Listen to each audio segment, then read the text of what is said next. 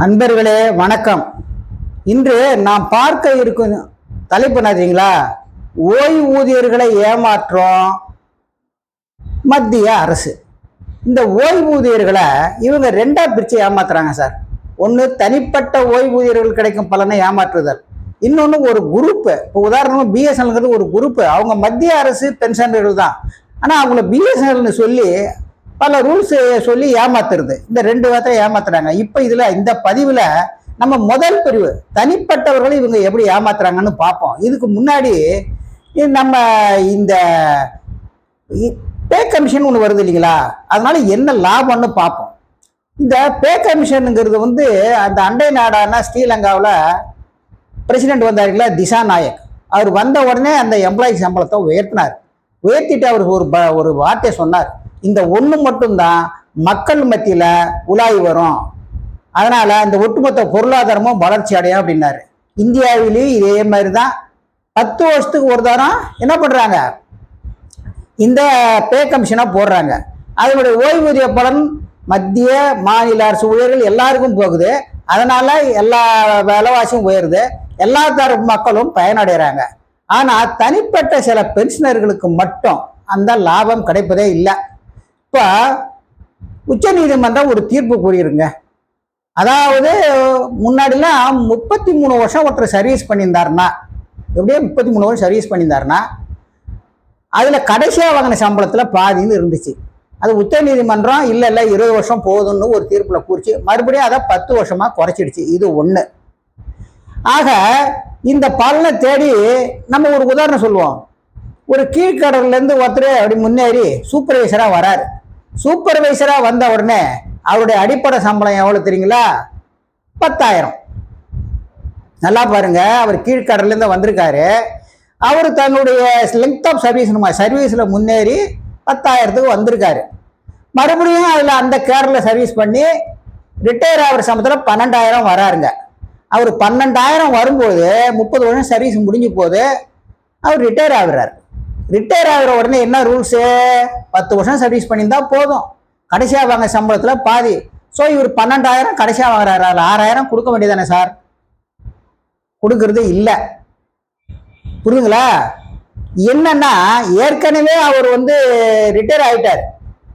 அதனால இவங்க இந்த 33 வருஷம் சர்வீஸ் இருந்து பார்த்தீங்களா, அந்த ரூல்ஸ் வச்சுருந்தாங்க இல்லையா, சர்வீஸ் ரூலு, அது பிரகாரம் இவருக்கு ப்ரோரேட்டா கட், அதாவது 33 வருஷம் இருந்தாதான் உனக்கு அந்த 12,000ல் பாதி.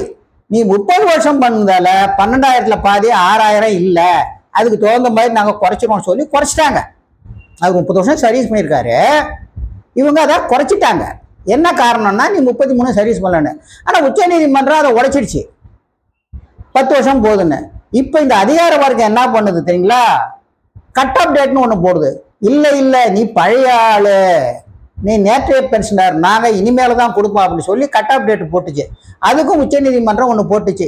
நீ ஒரு மத்திய அரசு அதிகாரிக்கு கட் ஆஃப் டேட் போட்டு பென்ஷனர்களை நேற்றைய பென்ஷனர், இன்றைய பென்ஷனர், நாளைய பென்ஷன்லாம் பிரிக்க அதிகாரம் இல்லை அப்படின்னு சொன்னதுக்கு அப்புறமா பார்த்தாங்க இவங்க, என்னடா இது, இவனை ஏமாத்துறதுக்கு வழி இல்லையே, இவன் 10,000 ரூபாயில சேர்ந்தான் 12,000 ஆயிருக்கு, இப்போ அவன் 6,000 கேட்குறான் கடைசியாக வாங்கினது. ஆனால் அவனுக்கு கொடுக்கூடாது, நம்ம 5,000 ரூபா கொடுத்து விட்ருக்கல, அதிலே வச்சு அவனை முடக்கணும், வேற ஒரு ரூலை பாரு அப்படின்னு ஒரு ரூலை தேடுறது. என்னன்னா மினிமம் பென்ஷன் ரூலாம். பாருங்க சார், என்ன சார் மினிமம் பென்ஷன் ரூல்? அதாவது இந்த ஆள் ஒரு சூப்பர்வைசராக சேர்ந்தார் இல்லைங்களா, அப்போ அவர் அடிப்படை சம்பளம் 10,000, சர்வீஸ் பண்ணி 12,000 போனார். இப்போ 12,000ல் பாதி கேட்டா நீ ஏற்கனவே அவர் குறைச்சி கொடுத்து போற 5,500, அதை வச்சுக்கிட்டு இவர் சொல்றாரு, உன்னுடைய அடிப்படை சம்பளம், உன்னுடைய கேடர், அதாவது நீ ஆரம்பத்தில் சேர்ந்து 10,000 தான், அதுல பாதி எவ்வளோ 5,000, அந்த 5,000த்தை விட நீ 5,500 கூட தானே வாங்கிட்டு இருக்க, சரியா போச்சு. எப்படி ஒரு உச்ச நீதிமன்ற தீர்ப்பு ப்ரோரேட்டா கட் பண்ணிட்ட, கட் ஆஃப் டேட் போடுற, இந்த ரெண்டையும் அவர் கேள்வி கேட்ட உடனே இல்ல நீ மினிமம் பென்ஷன் ரூல்னு ஒண்ணு இருக்கு, அது பிரகாரம் நீ உன் அடிப்படை சம்பளம் 5,000 தான், ஆனா நான் உங்களுக்கு 5,500 பென்ஷன் கொடுத்துட்டு இருக்கோம் அப்படிங்கிற மாதிரி ஒரு பிக்சர் கொண்டா. உண்மையிலே அவர் புது ஆளா அவரு இல்ல, லென்த் ஆஃப் சர்வீஸ், இந்த லென்த் ஆஃப் சர்வீஸை கணக்குல காட்டாம அவர் கடைசியாக வாங்கின சம்பளத்துல கேள்வி கேட்டா தப்பா ஒன்று சொல்லிட்டு இருக்கிற. இதையும் வந்து நீதிமன்றங்களும் உடைச்சிருச்சு. லெங்த் ஆஃப் சர்வீஸை கணக்கில் பண்ணாம அது என்ன மினிமம் பென்ஷன் ரூலும் அடிச்சிட்டாங்க. இதுதாங்க நிலவரம். இப்படி பாதிக்கப்பட்ட ஒருத்தர் யாருங்க வரணும்? யூனியன் வரணும், பென்ஷனர்கள் சங்கம் வரணும். யாரும் வரமாட்டாங்க. ஏன்னா இந்த மாதிரி பாதிக்கப்பட்டவங்க கொஞ்சம் பேர் தான் இருக்காங்க. இந்த கொஞ்சம் பேருக்காக யார் சார் வருவா? நினைச்சு பாருங்க. யாரும் அவங்களும் ஃபுல் பென்ஷன் வாங்கிட்டு இருக்காங்க. அதனால அடுத்தவங்களை பத்தி அவங்களுக்கு கவலையே கிடையாதுங்க. அப்ப இவர் என்ன பண்ணணும்? கோர்ட்டுக்கு தான் போகணும். கோர்ட்ல போனா கேட்ல இந்த ரூல்ஸ் இப்படி கிளியரா இருந்து கூட தீர்ப்பு சாதகமாக வரும்னு சொல்ல முடியாது. பின்னாடி ஹைகோர்ட்டுக்கு போகணும், திரும்பி சுப்ரீம் கோர்ட்டுக்கு போகணும். இதுக்குள்ள அந்த ஆளு எந்த பலனை எதிர்பார்த்தாரோ அவர் இறந்துருவார். சுருக்கமா சொன்னா ஏமாத்துறாங்களா இல்லையா நினைச்சு பாருங்க. எனக்கு கொடுக்க வேண்டியதா கொடுங்க. கடைசியா வாங்கின சம்பளம் அவர் என்ன பண்ணாரு? 6000 கொடுக்கணுமா இல்லையா? அவர் 12,000 வாங்கினாரு. அதுல பாதி 6000 கொடுக்க வேண்டியதானே? நீ 5500 என்னைக்கு கொடுத்த? அன்னைக்கு கொடுத்த 33 வருஷம் சர்வீஸ்ல. அதைத்தான் நான் இப்பவும் கொடுப்பேன், மாத்த மாட்டான்னு சொல்றது என்ன அடாவடித்தனம்? இதை யார்கிட்ட போய் முறையிடுறது? ஒரு தனிப்பட்ட ஆளு போய் கேட்டுக்கிட்டு தான் போக முடியும். கேட்டு ஹைகோர்ட்டு சுப்ரீம் கோர்ட்டும் போயிட்டே இருக்க முடியுமா? நினைச்சு பாருங்க.